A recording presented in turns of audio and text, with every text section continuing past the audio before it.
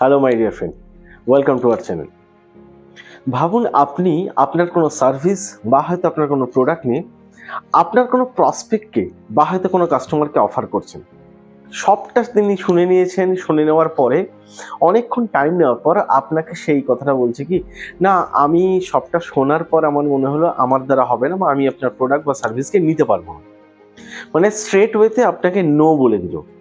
একবার ভেবে দেখুন আপনার ওই মুহূর্তে কেমন লাগছে, কতটা মুড অফ আপনার হয়ে গেল।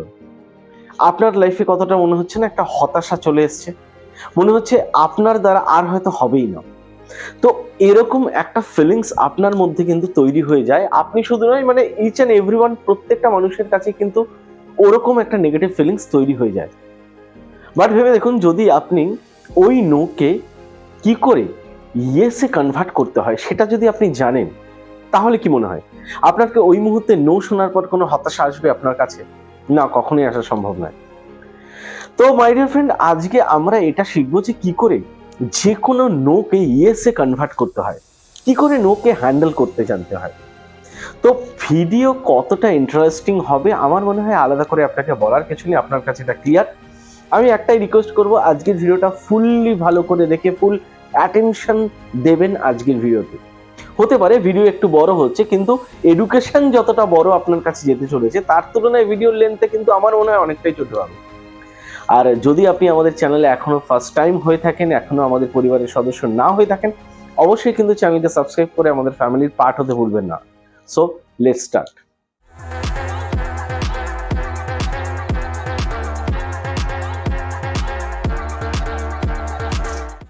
Hello my dear friend, welcome to our channel. Nasir পাভিক দাস, আমি বিজনেস কোচ।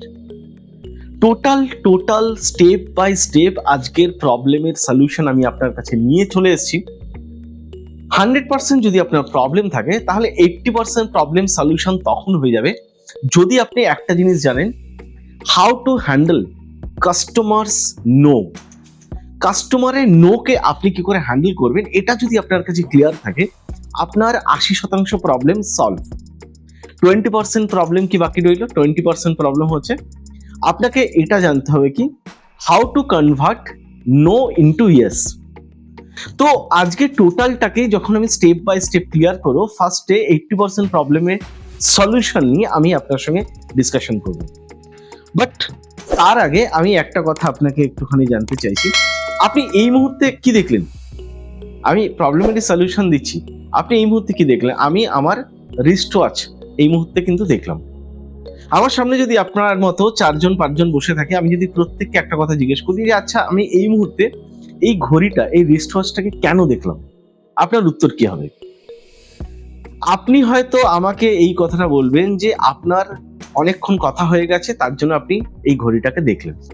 আরেকজন হয়তো আমাকে এই কথাটা বলবে, আপনার হয়তো কোথাও যাওয়ার রয়েছে তার জন্য আপনি এই ঘড়িটা দেখছেন। আরেকজন হয়তো আমাকে কেউ বলবে যে আপনি আপনার দামি ঘড়িটা হয়তো শো অফ করতে চাইছেন, তার জন্য ঘড়িটাকে দেখাতে চাইছেন। তো এক একজন এক এক রকম কথা আমাকে কিন্তু বলবে, তাই না? আর যদি আপনি আমাকে জিজ্ঞেস করেন যে আমি ঘড়িটা কেন দেখলাম, তাহলে আমি সিম্পল ওয়েতে বলবো জাস্ট এমনি আমি ঘড়িটাকে দেখলাম। আর তাহলে বাকি যেগুলো আপনাদের প্রত্যেকের মাইন্ডে আসছে, আপনার বা আরো 4-5জনের মাইন্ডে যেটা আসছে সেটা তাহলে কি?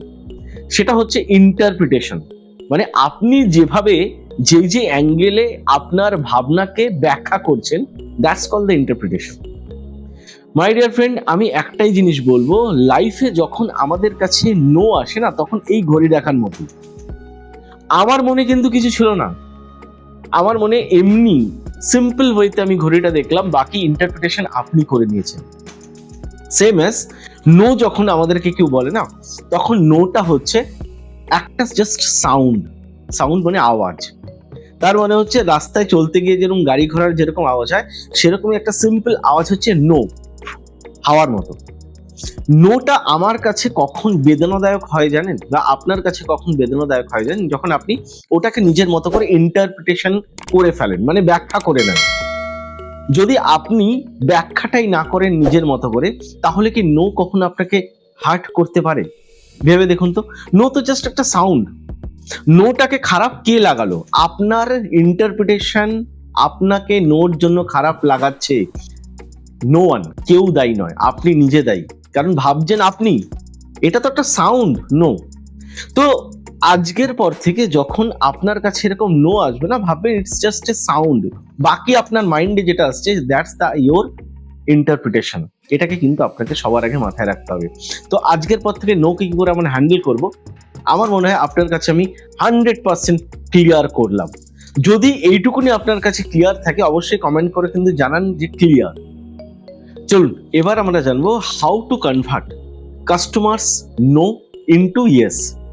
কাস্টমারের নো কে কি করে আমরা ইয়েসে কনভার্ট করব, এবার না আমরা ওটাকে জানবো খুব ভালো করে। তো ওটাকে আমি দুটো টেকনিক আপনার সঙ্গে শেয়ার করব জানার জন্য।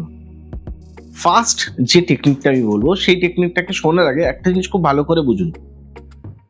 আপনি আপনার কোনো প্রোডাক্টস বা কোনো সার্ভিস রিলেটেড জায়গায় যখন কাস্টমারকে বলছেন, মানে প্রপোজাল দিচ্ছেন, অফার করছেন কোনো কিছু জিনিস, তখন টোটাল জিনিসটা শোনার পর সে আপনাকে নো বলছে এবং ডেফিনেটলি আপনার খারাপ লাগছে।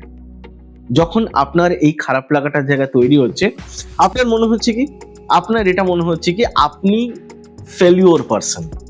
বাট ওইখানে একবার ভেবে দেখুন, আপনার হয়তো কোনো ম্যানেজার বা হয়তো কোনো সিনিয়র, সে এসে যখন সেম জিনিসটাকেই আপনার ওই কাস্টমারকে পিচ করছে, টোটাল জিনিসটা শোনার পর, মানে অফার করছে, টোটাল জিনিসটা শোনার পর ওই কাস্টমার তখন তাকে ইয়েস বলছে এবং হাসি মুখে গ্ল্যাডলি। তো সেই সময় আপনার মাইন্ডে কি আসছে? আপনাকে নো বললো, আপনার যিনি সিনিয়র তাকে ইয়েস বললো, মানে সিনিয়রের লাক কত ভালো, তাই না? একদম নয় মাই ডিয়ার ফ্রেন্ড, সিনিয়রের লাক ভালো নয়। আর আপনাকে যে নো বলছে, নোটাকে ইয়েস করছে আপনার সিনিয়র, তার কারণটা কি? আপনাকে এই টেকনিকটাকে বুঝতে হবে। বুঝতে গেলে আপনাকে সবার আগে একটা জিনিস জানতে হবে কি, সাবজেক্ট এক, প্রোডাক্ট এক, সার্ভিস এক, কোনটা আলাদা ছিল? আলাদা ছিল প্রপোজাল টেকনিক বা প্রেজেন্টেশন টেকনিক, যেই টেকনিকটা আলাদা ছিল। আর ওই টেকনিকের জন্যই কিন্তু কাস্টমার ইয়েস বললো, আপনাকে হয়তো নো বললো।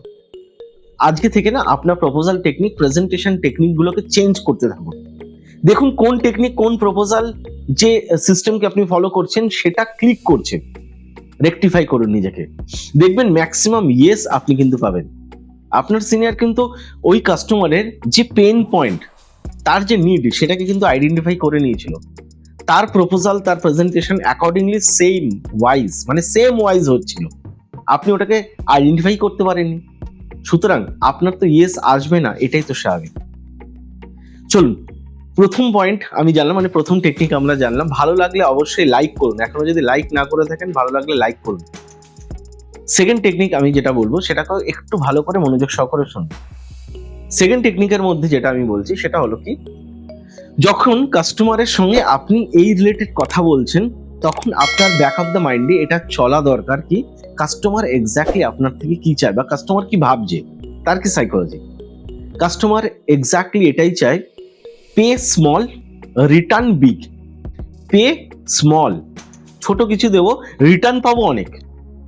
সুতরাং কাস্টমারের কোনটা বেনিফিট হতে পারে, তার অনুযায়ী সে যে বিশাল কিছু রিটার্ন পাচ্ছে, এটাকে সবসময় আপনাকে বোঝাতে হবে যদি আপনাকে ইয়েস শুনতে হয়। তাহলে যদি আপনার জায়গা থেকে যখন আপনি পিচ করছেন, যখন আপনি ডিসকাশন করছেন, কাস্টমারের মাইন্ডে যদি এটা আসে কি যে আমি যেটা দিচ্ছি তার রিটার্ন কিন্তু খুব বেশি হচ্ছে না, তখন সে কিন্তু আপনাকে ইয়েস কোনোদিন বলবে না। আপনাকে বেনিফিটটাকে এতটা বড় করে শো করতে হবে যেখানে কিন্তু কাস্টমার আপনাকে ইয়েস বলতে বাধ্য, কারণ তার রিটার্ন বড় হচ্ছে সেটা বুঝে গেছে। এবং তার সঙ্গে সঙ্গে আপনাকে স্কেয়ারসিটি তৈরি করতে হবে, তার মানে লিমিটেড টাইম অফার এখন শেষ হয়ে যাচ্ছে, এই পার্টগুলোকে তার সঙ্গে শো করতে হবে। তো মাই ডিয়ার ফ্রেন্ড, যে দুটো টেকনিক আমি আপনার সঙ্গে শেয়ার করলাম, আপনার কাছে কোন টেকনিকটা সব থেকে বেস্ট মনে হলো, নাম্বার 1 না নাম্বার 2, সেটা কিন্তু কমেন্ট করে জানান। 1 বা 2 যেটা লিখবেন আমি কিন্তু আপনার ফিলিংসটাকে বুঝতে পারবো। আর আজকের ভিডিও ভালো লাগলে, এখনো যদি আমাদের পরিবারে সদস্য না হয়ে থাকেন, অবশ্যই চ্যানেলকে সাবস্ক্রাইব করে ফ্যামিলির পার্ট হতে ভুলবেন না। দেখা হচ্ছে নেক্সট ভিডিওতে। Thank you.